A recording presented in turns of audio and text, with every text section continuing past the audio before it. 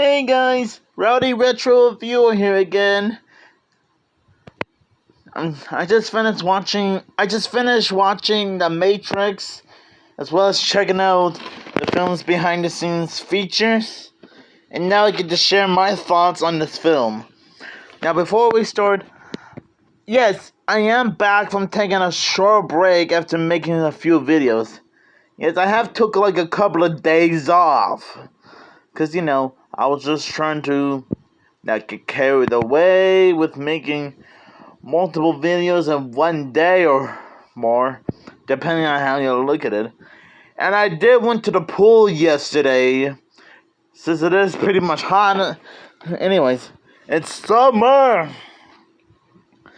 So yeah, I'm here to share my thoughts on The Matrix. Okay. Reality. The world is a hoax, an elaborate deception spawned by all-powerful machines of artificial intelligence, AI for short, that control us. Whoa. Whoa is right description. Mind warp stunts, techno-slamming visuals, mega kick action, Keanu Reeves and Lawrence Fishburne lead the fight to free mankind from the Matrix. The See Again cyber thriller written and directed by the Wachowski brothers. The story sees the special effects stake out, but outnew movie-making territory. The movie flat out rocks perception. The Matrix is stylish, savvy, the ultimate cyber escapism. Reality, ditto.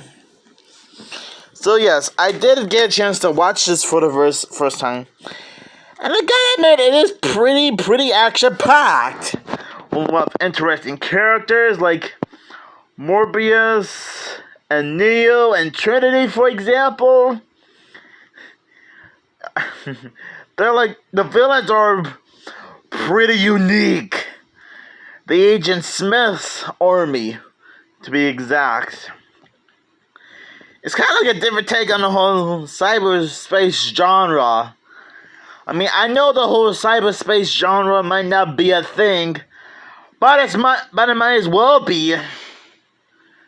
It's kind of like that PBS Kids show, Cyberspace, or that Scooby-Doo direct-to-video film, Scooby-Doo and the Cyber Chase, for example, which does share some similar elements in my opinion, but it's more action-packed actionness, and so many technological advanced digital effects. Now, funny enough, I did not grow up with The Matrix in my house. It's probably because I was a little bit too young to even know what the heck it is. The only times I was somewhat aware of The Matrix was the Nostalgia Critic reviewing almost all the films in a row. Yeah, I think there's like 4 of them to be exact. And I think this was also referenced in Space Jam 2: New Legacy. So I guess that's another way for me to be more aware of the movie. Now, I've also been very familiar with Keanu Reeves' career for a little bit. I didn't grow up with every film he's been in.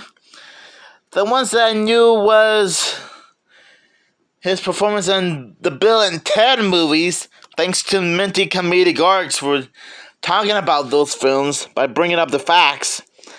And I think it was also in the 3rd SpongeBob movie, Sponge on the Run, if I'm correct. So yeah. The VHS for this film, come on. There you go, it's all cleared up. It does come with special features after the movie. Some behind-the-scenes behind the scenes info on how this movie was made. And let me tell you, it is pretty much satisfyingly cool to see how the filmmakers managed to pull this off. Because think about it. Sometimes when it comes to making a cyberspace-related action movie, it can be a little bit impossible to pull off, especially when it comes to making a live-action movie. I mean, sure, maybe in animation it works fine, like the aforementioned cyberspace TV series and Scooby-Doo and the Cyber Chase, for example. But that's besides the point. It shows that a lot of work has been put into this film.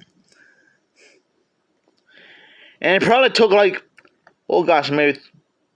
3-4 years to make, I guess. Because think about it. Making movies usually takes a long time when you think about it.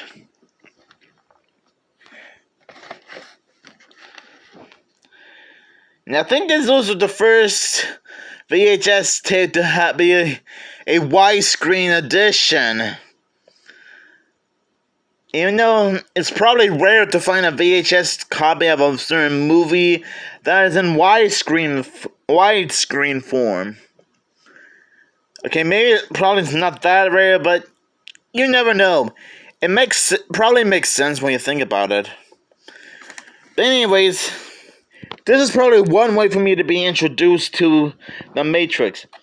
Now, I'm not sure if I'm going to be able to find the other 3 films on VHS or on DVD anytime in the future, depending on what I'm doing.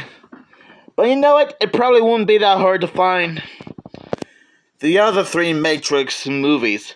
Whether they're good or bad, I'm still going to try my best to be more familiar with The Matrix. And before I go wrap things up, I will admit it is cool to come back to making neat YouTube videos like this. Oops. Since I still deserve a well-earned break from making YouTube videos, I'm sorry that I dropped the camera there.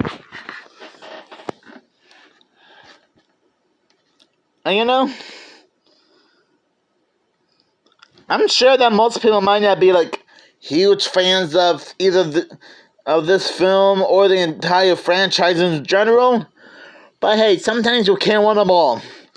I mean, I know that the nostalgia critic wasn't a huge fan of The Matrix. Even though he doesn't hate them in general, technically. Yeah, technically he doesn't hate The Matrix. He's just not a big fan of them. Just want to make that clear. So anyways, it's a great movie to watch over and over again. And who knows, I might end up rewatching it again later this week. If I get a chance to. But anyways, thank you guys for watching. And stay incredible, my retro fans.